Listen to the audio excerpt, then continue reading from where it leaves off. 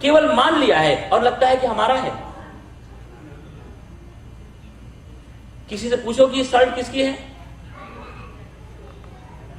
तो कहेगा मेरी है, जबकि सच्चाई तो यह है कि वो कॉटन की शर्ट होगी। भोजन करते समय पूछो कि भाई ये यहां रखा हुआ कटोरा किसका है, वो कहेगा नहीं ये तो मेरा है। नहीं, वो किसी मेटल का होगा या किसी चीनी मिट्टी का होगा या प्लास्टिक का होगा।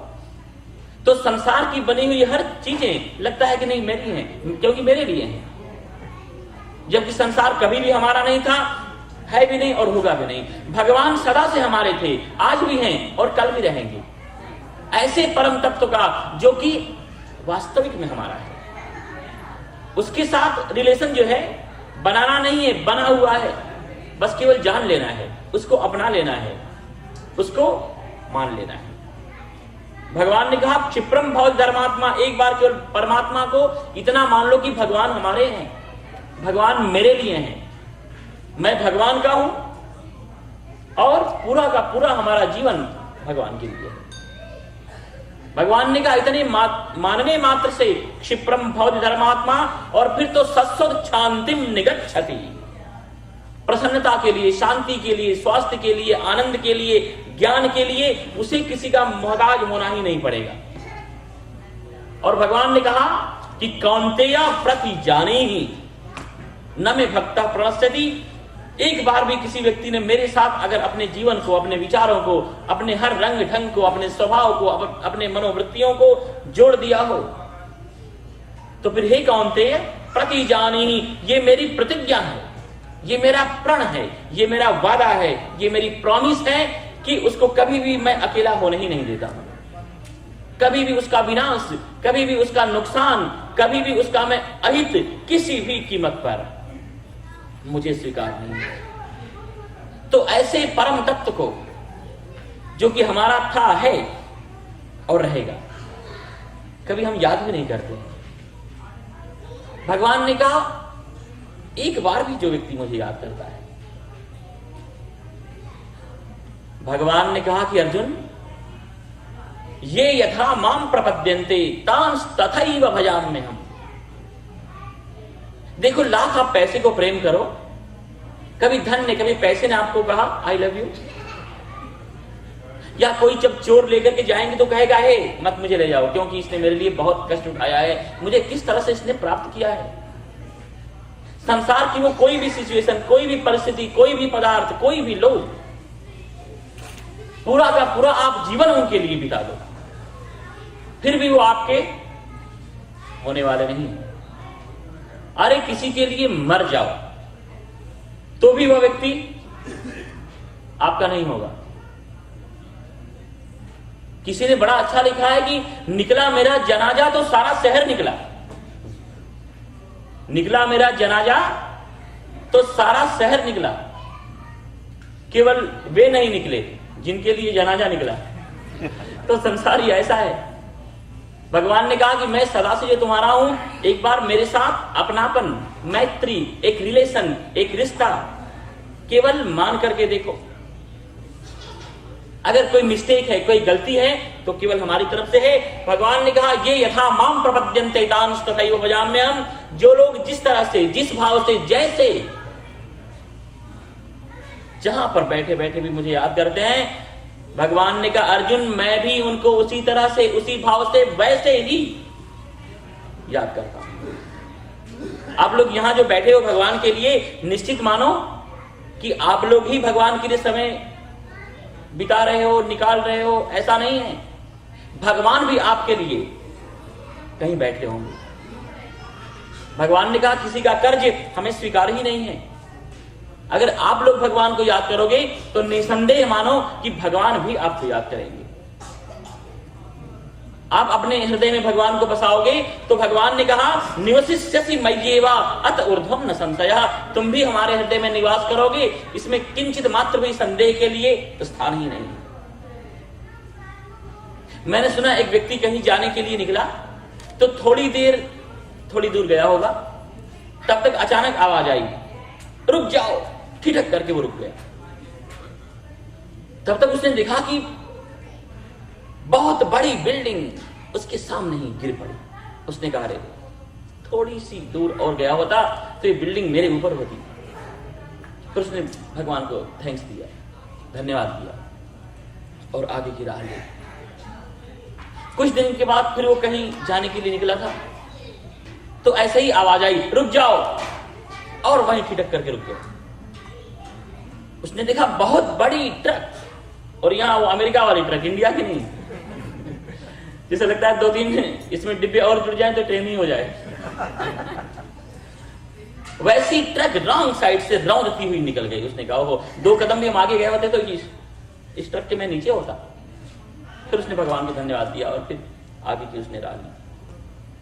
एक बार ऐसे ही किसी नदी में स्नान करने के लिए जा रहा था, तो नदी में उतरने ही वाला था कि अचानक आवाज आई, रुक जाओ। ठिठक करके रुक गया। उसने देखा कि बहुत बड़ा मगरमच्छ वहीं से निकलता हुआ जा रहा था। उसने कहा, ये अंगूठा भी थोड़ा सा अंदर अगर मैंने डाला होता तो इसका मैं ब्रेकफास्ट लंच डिनर सब बन गया। उसने कहा, लेकिन आप कौन हो जो इतने दिनों से, इतने सप्ताहों से इस तरह से मुझे मुसीबतों से, संकटों से, परेशानियों से, समस्याओं से, इन ऐसे दुखों से बचाते आ रहे हो? आकाशवाणी ने कहा कि मैं भगवान हूं, परमात्मा हूं, ईश्वर हूं, और मेरा काम है मुसीबतों से बचाना, दुखों से बचाना, संकट से बचाना, हर प्रकार की समस्याओं से, परेशानियों से बचाना। तो वह व्यक्ति ज्यादा नाराज हुआ। उसने कहा, अगर ये बात सच है तो फिर आप मेरी शादी वाले दिन पर कहां थे? उस समय आपका ये व्रत कहां गया था? या तब तक आपने ये व्रत नहीं लिया था?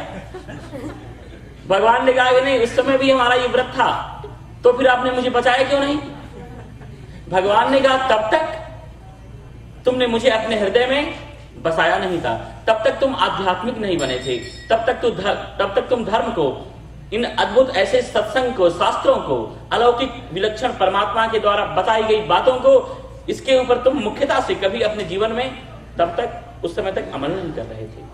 और जब से तुमने अपने जीवन में सत्संग को, सत्य को, धर्म को, न्याय को, परमात्मा की दिव्यताओं को अपने जीवन में जीना शुरू कर दिया है, तब से तुम मेरी नजरों में ही हो, चाहे तुम कहीं भी चले जाओ।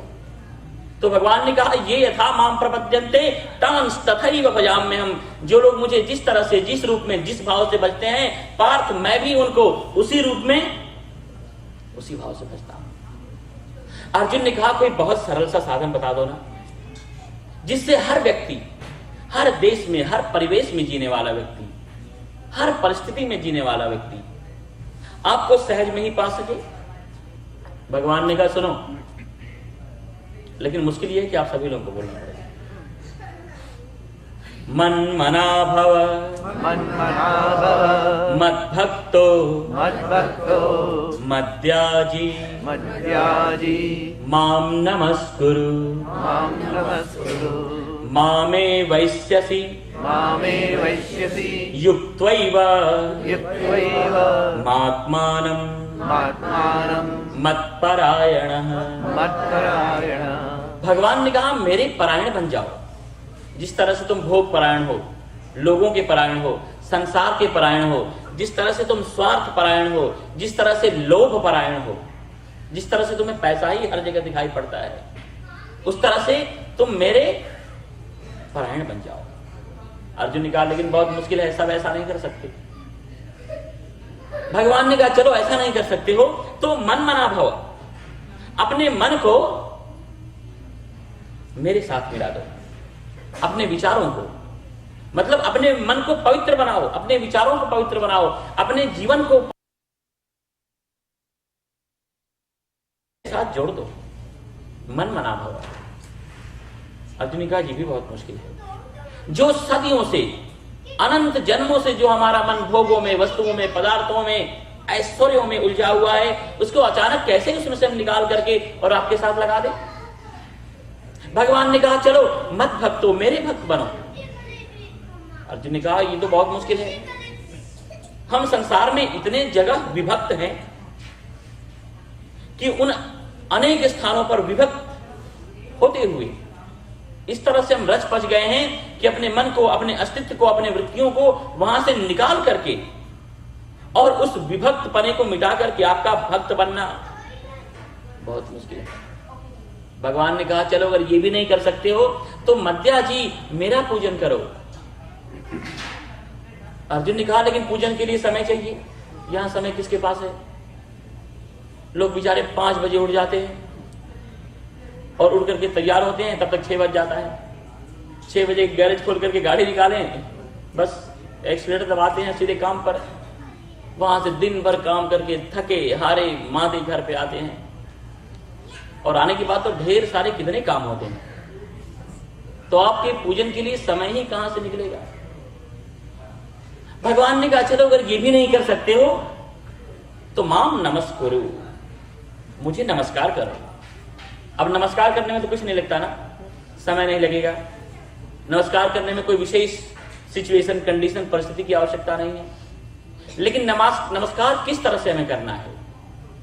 भगवान ने कहा कि मत्तः परतरम नान्य किंचिदस्ति धनंजय। हे धनंजय, इस संसार में, इस दुनिया में मेरे अलावा कहीं और है ही नहीं कुछ। तुम्हारा ये मन जहां जहां जाए, तुम विचारों से चाहे कहीं भी इन पदार्थ की दुनिया में तुम भ्रमण करो, हर जगह मेरा दर्शन करते हुए, और अगर मेरे स्वरूप का दर्शन करोगे, मुझे देखोगे, मेरी अलौकिकता को, मेरी विलक्षणता को, अगर मेरी विशेषताओं का दर्शन करोगे, और फिर तुम्हारा जो ये मस्तक झुकेगा वो सारा का सारा नमस्कार मेरी तरफ ही आने वाला है। तो इस तरह से प्रत्येक व्यक्ति जो है सहज में ही ईश्वर तत्व की प्राप्ति कर सकता है।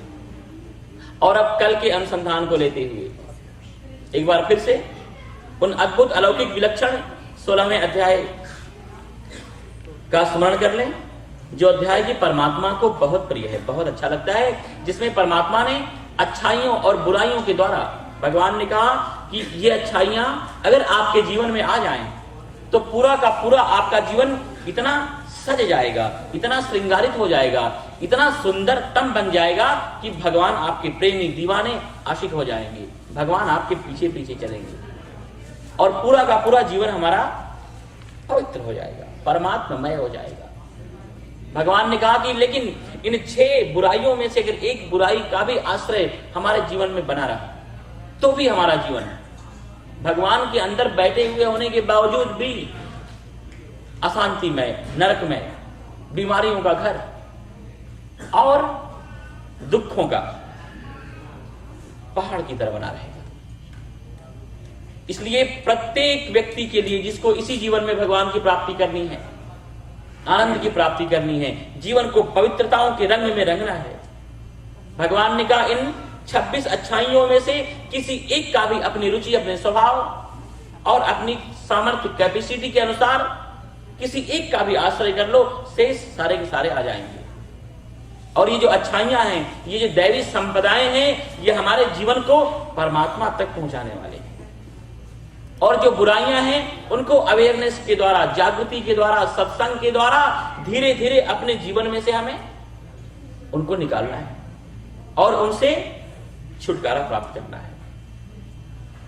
श्री भगवान उवाच अभयम सत्व संशुद्धि राग द्वे अभयम सत्व संशुद्धि ज्ञान योग व्यवस्थिति दानं दमश्च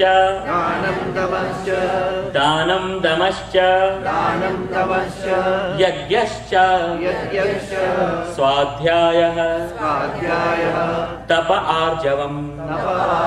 इन सारी की सारी अच्छाइयों को भगवान ने हमारे अंदर स्थापित किया है, रखा है। और देखना आपके स्वभाव के अनुरूप कोई न कोई इसमें सद्गुण दोस्ती करने योग्य, मैत्री करने योग्य आपको मिल ही जाएगा। भगवान ने कहा हमेशा जीवन में निर्भय रहो, अभय रहो, किसी से डरो ही मत। न तो तुम्हें भविष्य की चिंता होनी चाहिए, न तो भूतकाल का शोक होना चाहिए, और न तो वर्तमान में। भगवान प्रसन्न हुए, उस व्यक्ति ने कहा बस अब मुझे मत छोड़ना, नहीं तो ये संसार, ये वस्तुएं, ये पदार्थ, ये कामनाएं, वासनाएं, विकार मार डालेंगे। भगवान ने कहा चल बस मेरा स्मरण करना और मैं तेरे साथ साथ चलूंगा। उसने कहा लेकिन मुझे पता कैसे चलेगा? भगवान ने कहा पीछे मुड़ करके देख लेना, तुम्हारे अगर पैरों के 2 निशान पड़ते होंगे तो 2 निशान मेरे भी होंगे। उसने कहा ठीक है। एक बार क्या हुआ कि वह व्यक्ति किसी भयंकर रेगिस्तान से होकर के गुजर रहा था और बड़ी तीव्र धूप, पूरी की पूरी रेती जल रही थी। जब उसने मुड़ करके देखा तो केवल 2 ही पैरों के निशान। उसने कहा ओ, जब इतनी गर्मी आई, इतनी तपती हुई ये रेती के ऊपर चलना पड़ा तो भगवान भी देखो छोड़कर भाग गए। बस शाम को पूछूंगा पूजा में। तो शाम को जब वह भक्त बैठा पूजा में और भगवान प्रकट हुए, उस भक्त ने कहा कि आपने तो वादा किया था, प्रॉमिस किया था कि आप मेरे साथ चलोगे। भगवान ने कहा वो तो मैं चलता ही हूं। उसने कहा हद हो गई, जब आज इतने किलोमीटर मुझे चलना पड़ा तपती हुई रेत के अंदर, तो मैंने देखा आप मेरे साथ नहीं थे। भगवान ने कहा कैसे? उसने कहा कि बस केवल मेरे पीछे 2 ही पैरों के निशान पड़ रहे थे, आप तो वहां से गायब थे। भगवान ने कहा कि प्यारे, वो जो 2 पैरों के निशान थे ना वो मेरे थे, मैं तुझे अपने हाथों में लिए चल रहा था, वरना तो कैसे इस रेगिस्तान को पार कर सकता था। तो भगवान ने कहा कि बस एक बार मन से मुझे अपना मानो। अभयम, अगर भगवान को फील करोगे ना तो किसी प्रकार का कोई डर आपको छू भी नहीं पाएगा। हमारे मन में फीलिंग होती है डॉलर की, हमारे मन में फीलिंग होती है अपने लोगों की, हमारे मन में फीलिंग होती है संसार की, पदार्थों की, वस्तुओं की। कई बार पड़ोसी कहीं चले जाते हैं तो आने के बाद देखो लोग कहते हैं बस इतने दिन के बाद आप आए, एकदम बिल्कुल मेरा तो मन ही नहीं लग रहा था, सब सुना सुना लग रहा था, कहां चले गए थे आप? अच्छा हुआ आ गए। तो भगवान पड़ोसी से भी कह भी थे जितना हमें धन प्रिय है, अरे जितने हमें खाने के पदार्थ प्रिय हैं, किसी व्यक्ति को कॉफी नहीं मिले तो उसकी शांति भंग हो जाएगी, चाय नहीं मिले तो लगेगा कि बस आज पूरा का पूरा दिन ही बेकार गया। लेकिन भगवान को याद नहीं किया, भगवान का स्मरण नहीं किया तो जाने जैसे कुछ पता ही नहीं। गोस्वामी जी ने कहा कि राम ही केवल प्रेम प्यारा, बस प्रेम से भगवान को याद करो। भगवान किसी वस्तु पदार्थ के भूखे नहीं है, बस हमें प्रेम से उन्हें याद करने के भूखे हैं। किसी भी हालत में हो, किसी भी कंडीशन में हो, चलते खाते पीते उठते बैठते सोते जागते अंदर से भगवान को याद करो। थोड़ी थोड़ी देर में भगवान को संभाल लिया करो, क्योंकि भगवान हमारे हृदय में ही है। जैसे कोई व्यक्ति जो है अपने पत्नी को या किसी भी अपने प्रेमी को बहुत ज्यादा प्रेम करता है ना, तो हर 1 घंटे के बाद उसको फोन करता है कि भाई कहां हो। तो इसी तरह से कम 2-4 बार भगवान को याद करो। तो अभयम, जब भगवान को फील करोगे तो सारा भय खत्म हो जाएगा। भय लगता ही तभी तक है जब तक हमारे मन में संसार छाया हुआ हो, वस्तुएं, भोग पदार्थ, वासनाएं, कामनाएं, जब इनका साम्राज्य होगा ना तो मन भयभीत रहेगा। सत्व संशुद्धि, भगवान ने कहा अपने स्वभाव को सुधारो। जब तक हम अपने स्वभाव को सुधारेंगे नहीं, भगवान हमारे जीवन में प्रकट नहीं होंगे। ज्ञान योगम व्यवस्थित ही, भगवान ने कहा ज्ञान का आश्रय लो। Knowledge is supreme power, knowledge से बड़ी शक्ति कोई दुनिया में हो ही नहीं सकती है। देखो ये सारा का सारा जो विज्ञान दिखाई पड़ रहा है हमें, विज्ञान का ये चमत्कार हमारे आंखों के सामने प्रत्यक्ष है, वो तो ज्ञान के, बुद्धि की छोटी सी तकनीकी से ये सारा का सारा प्रकट युग दिखाई पड़ रहा है। भगवान ने कहा दिव्यम ददामिते चक्षु, अभी जिन चक्षुओं से तुम संसार को देख करके प्रभावित हो रहे हो, आश्चर्यचकित हो रहे हो, थोड़ा हमारे साथ एक रिलेशन जोड़ो, फिर मैं तुम्हें ज्ञान की आंख दूंगा। और ज्ञान की आंख पाते ही फिर तो जिधर देखता हूं उधर तू ही तू है, भगवान के अलावा ये सच है कि उनके सिवाय और कुछ भी नहीं है। ज्ञान योग व्यवस्थित ही दानम, जो कुछ भी हमने अपने जीवन में अर्जित किया है, भगवान के द्वारा पाया है, थोड़ा सा उसका कुछ भाग, कुछ अंश औरों के लिए हम दे। यज्ञश्च दमश्च, हमारा पूरा का पूरा जीवन परोपकारी होना चाहिए। अपने इंद्रियों के ऊपर संयम हो, कंट्रोल हो, स्वाध्याय, सेल्फ रियलाइजेशन, और तब जीवन में कोई भी अनुकूलता आए, प्रतिकूलता आए, कैसी भी स्थिति आए,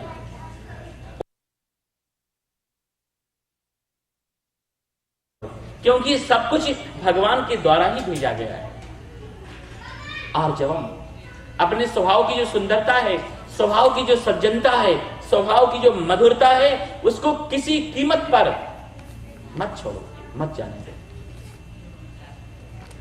अहिंसा, सत्यमक्रोधः, त्यागः, शांतिः, अपैशुनम्, दया भूतेषु,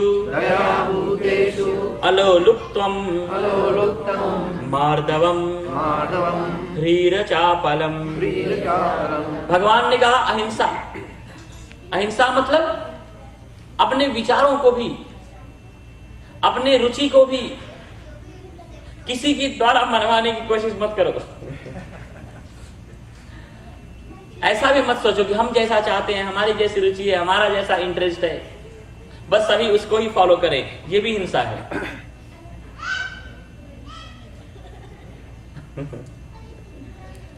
लेकिन ये मानव मन की बड़ी कमजोरी है।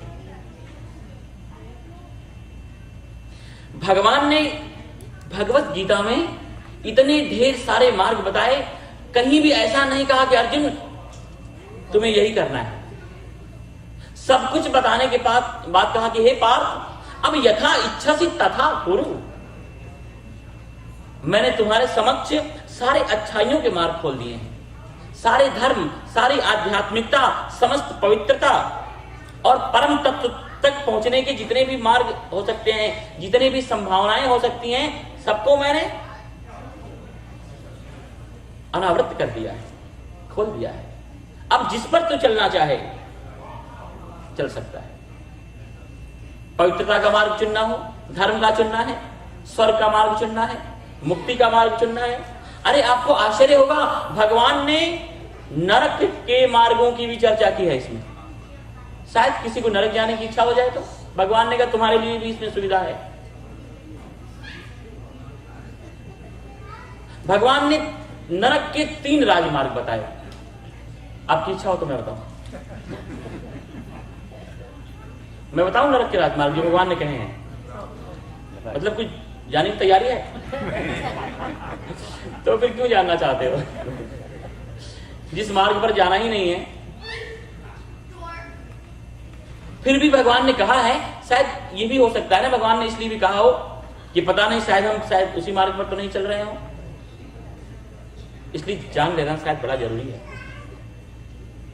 भगवान ने कहा कि हे पार्थ, त्रिविधम नरकस्येदम द्वारम नाशनमात्मनः। ये 3 प्रकार के जो राजमार्ग है ना, नरक में ले जाने वाले, ये हमारे स्वभाव का नाश करने वाले हैं। हमारे स्वभाव की जो मौलिकता है, हमारे आत्मा की जो मौलिकता है, उसका नाश करने वाले हैं। और प्रत्येक बुद्धिमान को तत्क्षण इनसे बचना चाहिए। कामः, क्रोधः तथा लोभः। हम अगर बीमार हैं, अशांत हैं, उद्विग्न हैं, परेशान हैं, तो भगवान ने कहा और कोई इसका जिम्मेदार नहीं है, हमारी अपनी कामनाएं ही इनकी जिम्मेदार है। इसलिए थोड़ा सा अगर जीवन को विवेक के द्वारा, सत्संग के द्वारा, समझदारी के द्वारा अगर हम जिएंगे तो इन कामनाओं से मुक्त हो पाएंगे। एक महाराज एक शहर में 2500 साल से प्रवचन कर रहे थे प्रतिदिन, और हजारों की संख्या में लोग एकत्रित होकर के उन प्रवचनों का श्रवण किया करते थे। एक दिन क्या हुआ कि उन महाराज का स्वास्थ्य थोड़ा खराब हो गया, तो उनके साथ जो युवा मुनि बैठे रहते थे,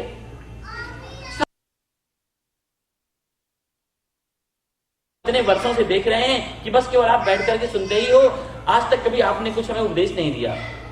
आज बड़े महाराज का स्वास्थ्य थोड़ा अस्वस्थ हो गया है, तो आज उपदेश आप हमें दें। उन्होंने कहा कि नहीं, मैं बिल्कुल नहीं बोलने वाला हूं।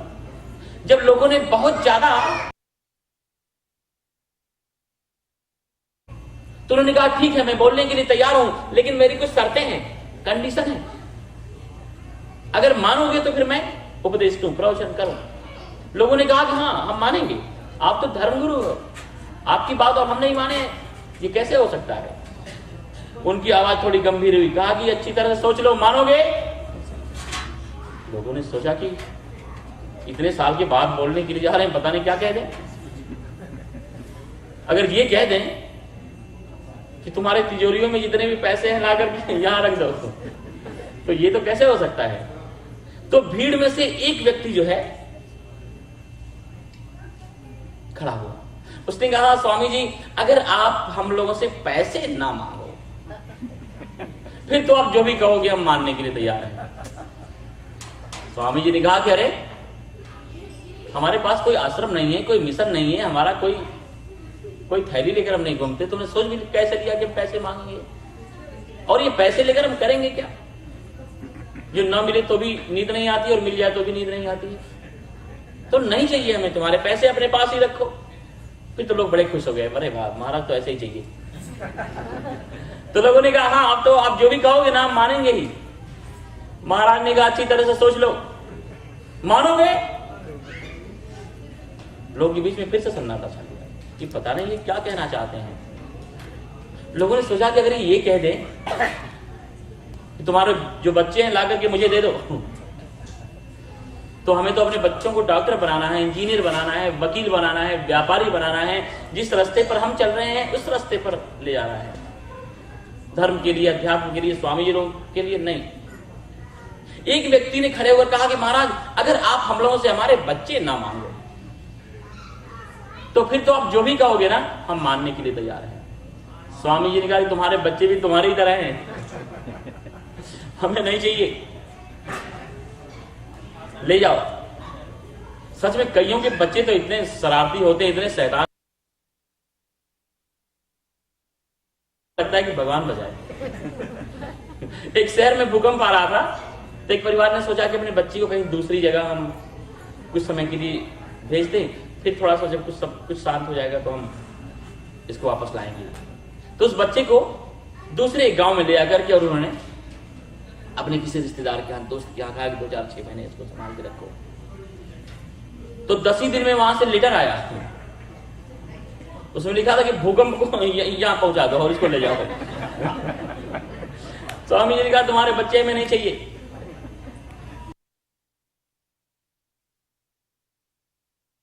को पैसे चाहिए नहीं, हमारे बच्चे ही चाहिए, बच्चे भी चाहिए नहीं।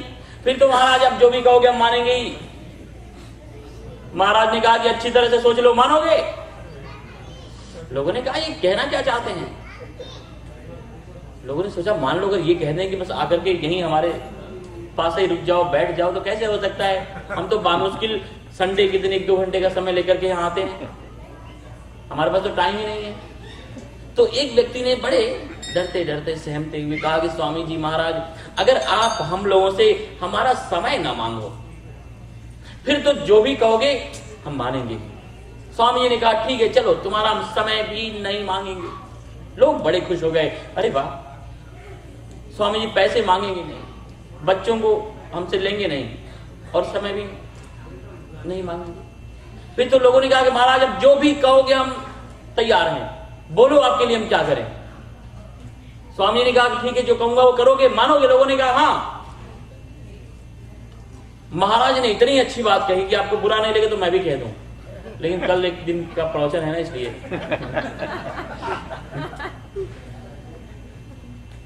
मैं बता दूं जो स्वामी जी ने कहा, लेकिन ये तो उन्होंने कहा। उन्होंने कहा तुम सब मर जाओ। उनके कहने का अर्थ था कि तुम तुम्हारी इच्छाओं से मर जाओ, तुम तुम्हारी कामनाओं से मर जाओ, तुम तुम्हारी वासनाओं से मर जाओ, तुम तुम्हारी आशाओं से मर जाओ, तुम तुम्हारी उम्मीदों से मर जाओ। क्योंकि जो वासनाएं हैं, जो कामनाएं हैं, जो अपेक्षाएं हैं, जो उम्मीदें हमने अलग अलग जगहों पर बांध रखी हैं, सही अर्थों में यही हमको परेशान किए हुए हैं। तो भगवान ने कहा कामः, जो कामनाएं हैं ना, नरक का मार्ग है। क्रोध, और क्रोध के ऊपर तुम कितनी दिन से चर्चा कर रहे हैं। तथा लोभ, और लोभ। भगवान ने कहा कि तत्क्षण इनको अंदर से छोड़ो, विवेक के द्वारा, सात्विक चिंतन के द्वारा, वैराग्य के द्वारा। क्योंकि जब तक ये काम, क्रोध और लोभ हमारे अंतःकरण को प्रभावित करते रहेंगे, तब तक परमात्मा की अनुभूति हमें नहीं होने वाली है। तो भगवान ने कहा कि एक बार भी अगर हमने अहिंसा के स्वभाव को, वृत्तियों को अपने जीवन में धारण किया, तो सारी की सारी कामनाएं, वासनाएं, वस्तुएं, जो पदार्थों का जो अट्रैक्शन है, आकर्षण है, सब खत्म हो जाएगा। जब तक हमारे मन में कामना रहेगी, हिंसक प्रवृत्तियां रहेंगी। जब तक हमारे मन में क्रोध रहेगा, हिंसक प्रवृत्ति रहेगी। जब तक हमारे मन में लोभ बैठा रहेगा, हिंसक प्रवृत्ति रहेगी। भगवान ने कहा इस क्षण ममता है, जो आसक्ति है, उसको कम करो। अहिंसा तो हमारे स्वभाव में, हमारी वृत्तियों में है, अंदर से प्रकट हो जाएगी। अहिंसा सत्यम, एकमात्र सत्य परमात्मा को ही फॉलो करना है। और उसके साथ साथ अक्रोधः, त्यागः, शांति ही, अपैशुनम, किसी की चुगली नहीं करो, किसी की निंदा नहीं करो। एक जगह की बात लेकर के दूसरे जगह तक ना जाओ, वहां की बात लेकर के यहां ना आओ। जहां पर जो बात सुनो उसको वहीं दफन कर दो। पोस्टमैन की तरह काम ना करो। अपैशुनम, दया भूतेषु अलोभुत्वम, प्राणी मात्र के ऊपर दया। हमारे शास्त्रों ने कलयुग से बचने के लिए 3 बड़े अद्भुत उपाय बताए हैं, ब्रह्मास्त्र की तरह, कि अगर किसी व्यक्ति को अपने हृदय में, अपने मन में, अपने विचारों में, अपने अंतःकरण में, अपने जीवन में, अपने प्रत्येक व्यवहार की विधाओं में कलयुग को आने ही नहीं देना हो। हमारे मनीषियों ने कहा कि सदयम हृदयम यस्य, जिसके हृदय में दया का निवास है। भासितम सत्य भूषितम, जिसके वाणी में सत्य का निवास है। और काय परहितो यस्य, जिसका शरीर औरों के कल्याण में भी लगा हुआ है, जिसको किसी को हेल्प करना अच्छा लगता है। हमारे ब्रह्मर्षियों ने कहा कि कल ही तस्य करोति किम, ऐसे व्यक्ति का बिचारा कलयुग भला क्या कर सकता है। तो हमारे जीवन में सत्य होना चाहिए, हमारे जीवन में दया का भाव हो, अलोलुप्तम, निर्लोभपना हो, और मार्दवम, स्वभाव की मृदुता हो, मधुरता हो। उसके साथ ही साथ ह्री रजापलम, बुरे कार्यों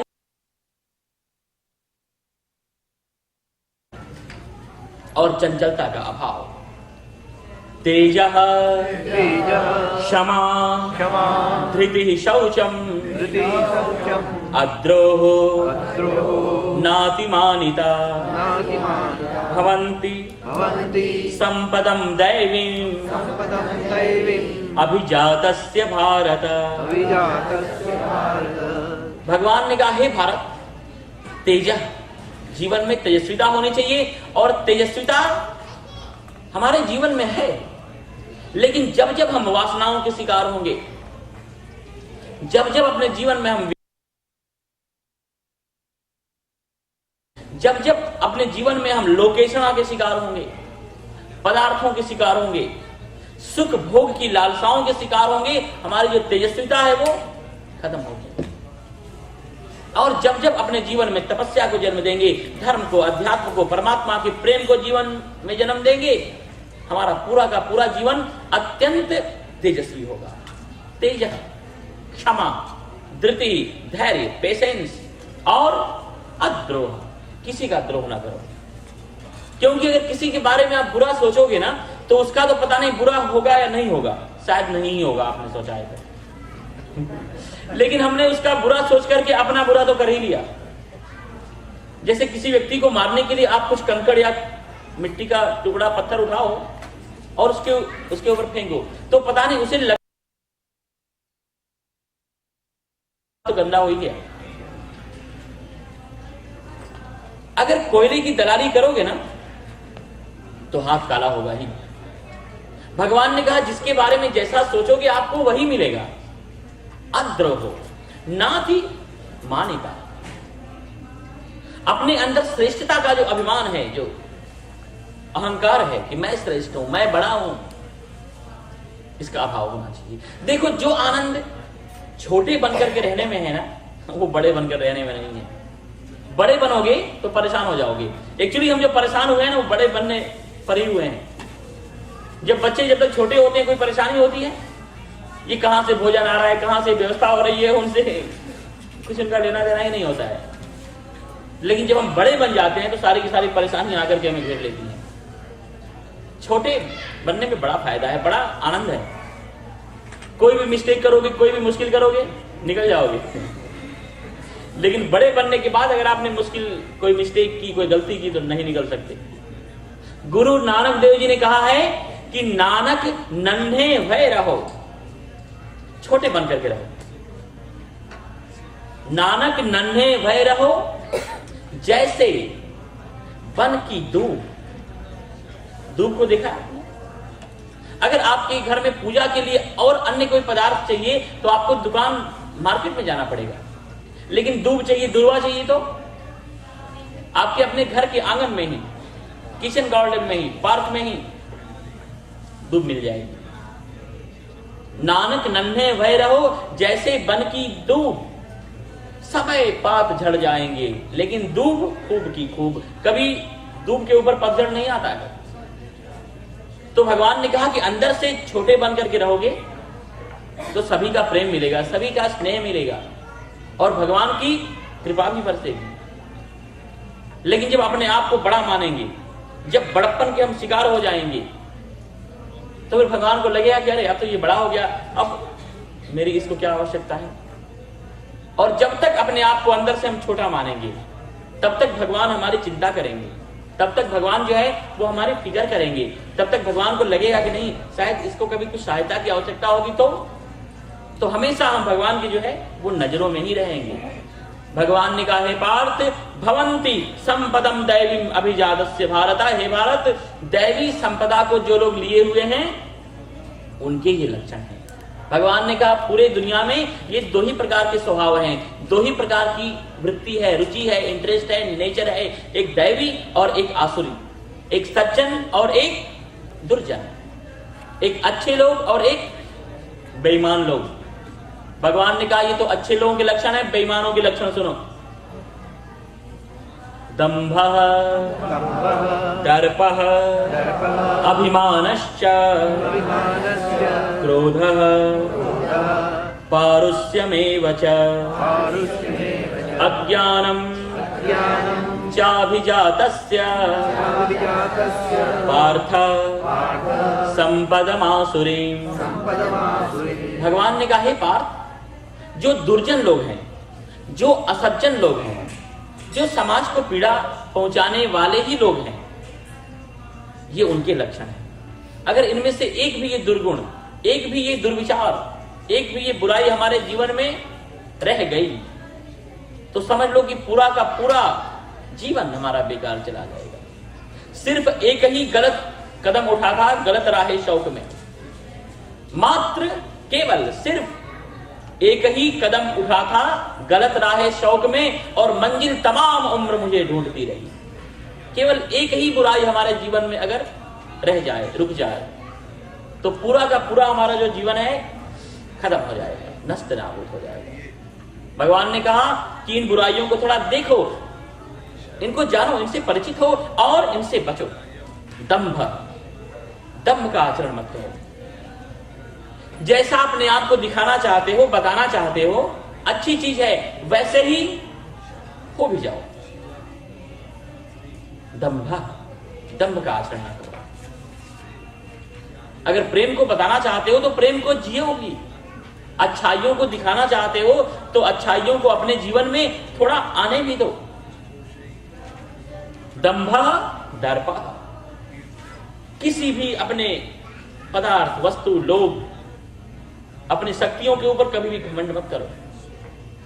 खुद को लेकर के कभी अहंकार मत करो, क्योंकि अहंकार करने वाले जितने भी आज तक हुए उनका अस्तित्व तो नहीं बचा। देखो कैसे कैसे लोग यहां इस दुनिया में आए हैं। बड़ी सुंदर एक कथा है। उज्जैन के सम्राट